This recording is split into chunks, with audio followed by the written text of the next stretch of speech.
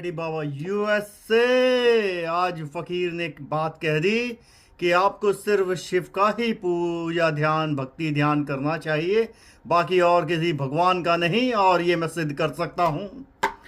खैर, धर्म पंडितों की दुकानें हिल गईं, जिन्होंने माता की चौकी से लेके कान्हा की डोली तक सजा रखी थी। नंद गोपाल, बाल गोपाल, राम लल्ला कर रखे थे। फकीर बोला, कोई बात नहीं, आंखें बंद करता हूँ। और उसने आह्वान किया राम किशन शिव का। तीनों दोस्त उसके आकर खड़े हो गए।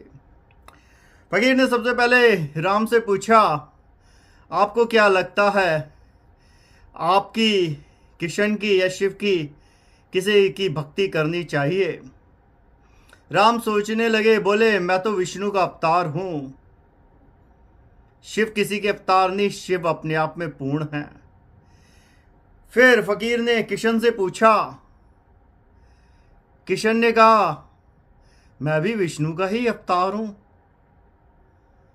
और शिव अपने आप में पूर्ण है, वो किसी के अवतार नहीं।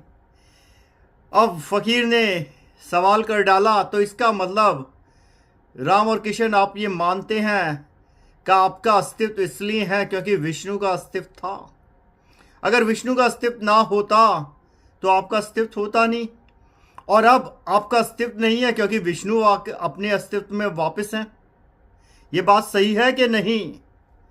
क्योंकि ये जो ब्रह्मांड चल रहा है, इसे चला कौन रहा है? विष्णु। अब राम किशन शिव तीनों हंस रहे थे क्योंकि फकीर ने चालाकी कर दी थी। राम और किशन बोले, फकीर, बात तो तुम्हारी काफी गहरी है, क्योंकि विष्णु के बिगर हमारा अस्तित्व नहीं है। अगर हम देखें, अवतार का मतलब क्या है? जिस रूप में विष्णु को आना पड़ा, चाहे वो मर्यादा रखनी थी या धर्म की स्थापना करानी थी। लेकिन शिव वो हैं जिनके अवतार होते नहीं हैं, और उनका तांडव इसी बात का प्रतीक होता है।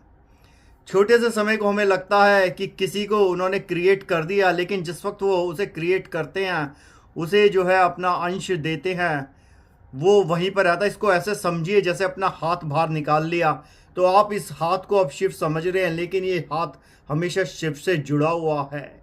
इसे अंश बोला जाता है। शिव अंश मतलब उसका हिस्सा। जैसे कोई बॉक्सर अगर लात मारता है और आपने लात देखी, तो आप लात को बोल सकते हैं अवतार आपकी भाषा में, लेकिन वो लात जो है उस बॉक्सर से हमेशा जुड़ी हुई है।